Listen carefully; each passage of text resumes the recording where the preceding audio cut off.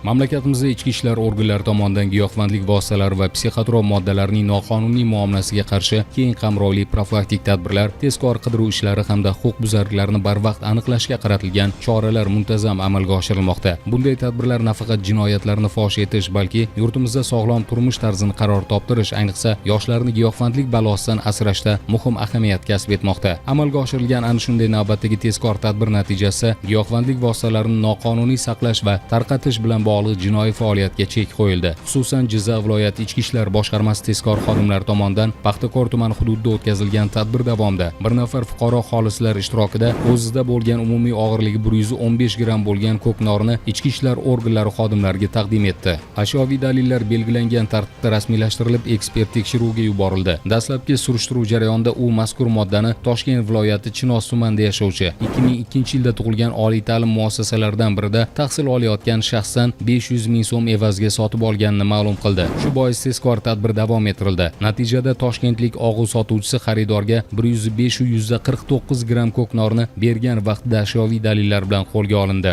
Holat yuzasidan barcha protsessual harakatlar qonun talablari asosida rasmiylashtirildi. Bundan tashqari gumonlanuvchining yashash manzili ko'zdan kechirildi. Ko'rik davomida qurilishi tugallanmagan binoda saqlanayotgan 1 kilogramm 160 gram shuningdek yotoqxona dahlizida 74 gram ko'knori aniqlanib, tegishli tartibda olindi. Tezkor tadbirlar jarayonida xonadon hovlisida qonunga xilof ravishda parvarishlab kelinayotgan 6 tup kannabis o'simligi aniqlanib, ular ham protsessual tartibda rasmiylashtirildi. Hozirda holat yuzasidan tergovga qadar tekshiruv olib borilmoqda. Darhaqiqat giyohvandlik vositalarini yetishtirish, saqlash, tashish, o'tkazish yoki sotish bilan bog'liq har qanday noqonuniy harakatlar uchun qonunchilikda qat'iy javobgarlik belgilangan. Qonun ustuvorligi ta'minlangan jamiyatda har qanday huquqbuzarlik jazosiz qolmaydi.